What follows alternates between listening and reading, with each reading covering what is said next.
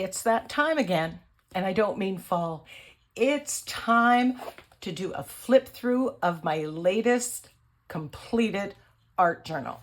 I love when my art journal is all completed and I can assemble it back on the coil. I will link the video where I teach you how to take it off the coil and how to put it on if you're interested in doing that. I am sitting in my studio and I am so excited because today I get to share with you a flip through of my latest completed journal. This journal, it's on mixed media paper, it's Artist Loft brand, and it measures 8.5 by 11. Now, as I flip through, I'm going to share with you some of my favorites and I'll tell you why I like what I like. But before we do that, let's talk about why we art journal and what do we do with it after we art journal? Well, first and foremost, we art journal for the sheer joy of creating. The process of creating is simply good for me. It is my therapy. It is my downtime. It is just good to tap into that creative part of your brain. Your art journal also serves as a record of your artistic journey. You can flip through it and see where you've been, what you experimented with, what techniques, what mediums, what colors have you used. And as you flip through, especially if you stamp date it and keep them in order, neither of which I've done, but it can be a good record. Shows you how you've grown as an artist or changed. Your art journal can also serve as a portfolio.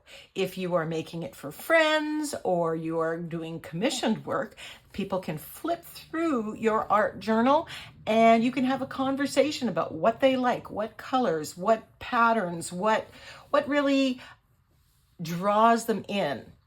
And I find that has been very helpful in making for a good commission or matching it to the person. The other thing the art journal does, it's a great source of inspiration. If I'm stuck, I can grab one of my art journals that are always within arm's reach, flip through them, find a color scheme, find a stencil that I've used, find a technique that I've used, and a lot of times that is enough to get me going on a page. I also can look in here and say, oh, I really like that page. I want to make a canvas on that. I want to make a home decor piece that's like this. The other thing you can do with your art journal when it's done is you can just display it as it is. I've just bought some of these inexpensive display racks at Dollar Tree. You can buy more expensive ones, heavier weight ones, but they just sit in there and then you can display your art. It's a rotating art display and it'll go either orientation and I can change it up every single day. So let's get started. Right off the bat, this cover I love. I did something a little different with the black background, using a gel print on a cover. Never did that before, but the colors of this, obviously I was thinking of fall. It's September now. This is something that I would definitely do on a cradled wood panel or on a canvas. Maybe even make it a little bit bigger. There are 30 pages in this art journal and you can see how thick it is. There were more pages actually in the journal, and I use those to make embellishments on or to put into my DIY, making signatures for my DIY art journals. Nothing goes to waste. But I think 30 pages, by the time you put collage papers and modeling paste and paint on there, it gets thick enough. So there are 30 pages. Be sure to let me know which one you like the best. This one I love. I am a sucker for angels. Both the angel and the flowers are napkins. As you know, I use a lot of napkins, a lot of stencils in my art. And I make it my own. as you'll see. So this has some stenciling and texture paste in the background. There's texture from the napkins, the colors, everything. I was stepping away from my color scheme, my favorite color scheme, using green, but I love it. This one, again, we have a couple of napkins that I've taken different elements from. The birds, I think, came from one napkin, and as did the flowers. Did some overpainting there, stenciling. Not my favorite. I think something's missing here. I think I need a little more contrast or some texture, more texture. But I'm loving these birds, so I can see the birds on a card. Do you see how this works? How you can get inspiration for another project or use. This one, I did the stained glass effect, or I kind of reversed the stencil and used bright and bold colors with a black background. And so I've done that as well. Then I added a black and white printable that just really stands out. I just want to mention, every single page you see here, there is a video tutorial showing how I created that page. So if you like something and you're wondering, I wonder how she created it, go back within the last year and you will find the video on it. Just look for the page that caught your eye.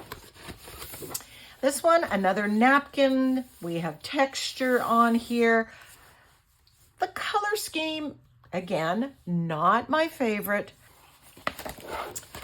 This one I love so much. And then it's another candidate to do on a larger scale. I want to have more sheep, maybe a gathering of sheep over in this corner and some over there. This used up a lot of my gel prints. And I can just see the possibilities. Even just take one and put it on a card with a cute saying. This one, we have a center track where I've stenciled on a dark background. So I've stenciled with white using a dark background. And again, another napkin.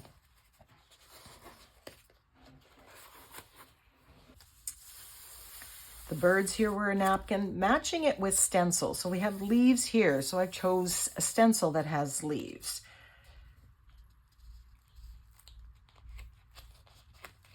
Trying out different colors. This one, great, create bold, bright, lots of contrast in the background. And then I shaded the shapes to set off my dragonfly focal. Really like the black and white against the bold. This is one of my favorite pages. The daisies here are a napkin, or several napkins that I've taken and composed in a different way. And I absolutely love the background. When I do this on a canvas, I will do some of what you see stenciling here will be texture paste. Then I think it will be perfect. And I love the stamped sentiment on here. Yum. The cow is a napkin. All the napkins that I have used in my art come from NINNYSNAPKINS.com. And there's a farm animal collection with these rather large size focal images. And they're just so fun to put on a page. Find a cute animal saying that goes with it. I'm not bossy. I just have leadership skills. A bright, bold background using a great stencil and adding a printable.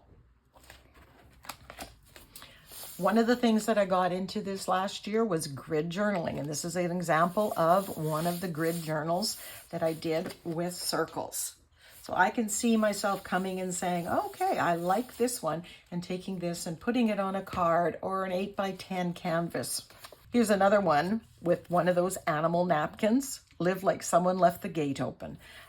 Here I wanted to use some bright, bold colors. I think it was a gray, cloudy day, and I wanted to brighten up everything. Here I use, this is a stencil, got some stencil butter here. This is a napkin that I've planted and overpainted, as is the birds. Love the rich, deep colors of this. Most of the sentiments that you see here are my own sentiments, and I've taken them and I've put them in different collections, and they are available as a digital download at NINNYSNAPKINS.com. There is a link in the description box below if you want to go and check them out. This one's a little crazy. I was using some neon colors here, very, very different color scheme. Found this free printable, these giraffes, thought they were too cute. Forget 2 peas in a pod, we're more like nuts in a tree. Another grid journaling experiment, different color scheme. And this was actually a stamped image, and I've used some texture paste to make the dresses, and a beautifully colorful background. This one is a stencil, used pretty much as a stencil with different colors, and then doing lots of doodling with my fine line applicator and sentiments from my short and sweet sentiment pack, I believe. This one I was using some of my gel prints and collage papers to make the hair for the girl. The girl was a printable. This was a stamped image that I turned into her hair, and then the gel prints for her hair with a little bit of a printable there. Love how this turned out. You can use a magazine, a large picture from a magazine, and then do the hair that way if you can't find a printable. Here we have a stencil in the background. That's the same stencil that was used to create this is here. 2 different techniques, same stencil. So don't forget to play with those stencils. Speaking of stencils, all the stencils that I use come from the Crafters Workshop. There's a link in the description box as well.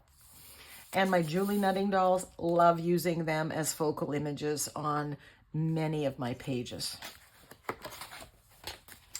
This is this was the last page that I added to this art journal with the lemons, and I absolutely love how it turned out, the vintage feel of it. This is another one that I would make on a canvas.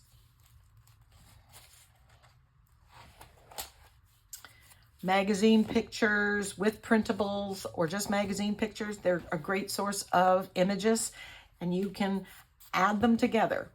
Combine 2 or 3 magazines on one, collage them together, create some interesting background. Actually, I think the background was started with a napkin. Another Julie Nutting doll. Here I used the napkin and I made a border. The napkin was so beautiful. I didn't need to do much, but I took my inspiration from it. I think the butterflies either came from the same napkin or another one. This one was a bit of a funky stencil, and I was determined to find a way of using it. Bright, bold colors. Like I said, not every page you do is going to be a home run. Not every page you're going to love, but enjoy the process, learn the lesson. Here is the other page that I created using that same stencil. This I love. The color scheme, how I combined it. There's a video showing both of these pages. Another magazine girl with a napkin dress and a bright, bold, stenciled background.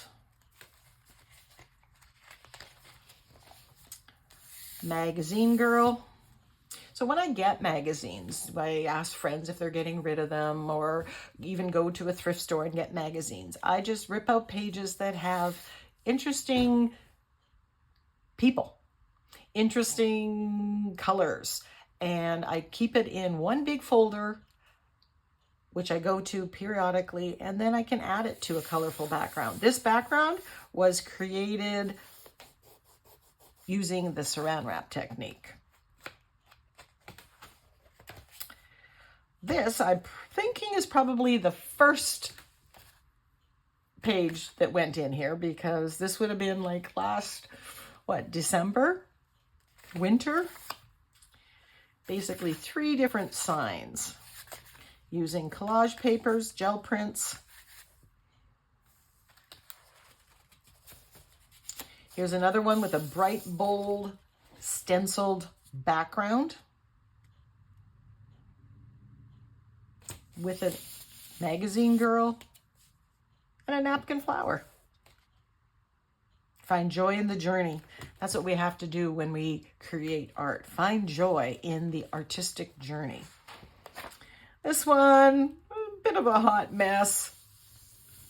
I do like my fairies. We've got some texture in there. Love the color scheme. People will stare, make it worth your while. So another magazine girl. This year I was trying to use up my stash, use up the printables that I have, use up the magazines that I have. So that brings us to the end of the art journal. It's always great to get to the end. I'm excited to start the next one, and I'll be taking this off the coil and working on it flat. As you've seen, I don't do on both sides. I just find the pages get too thick and too much stuff gets on the back. Be sure to let me know which page you like the most. And if you see a page or 2 or 5 that you like, don't forget to go in my YouTube channel and do a search. Within the last year, you'll find tutorials for all of them. Until next time, go get creative.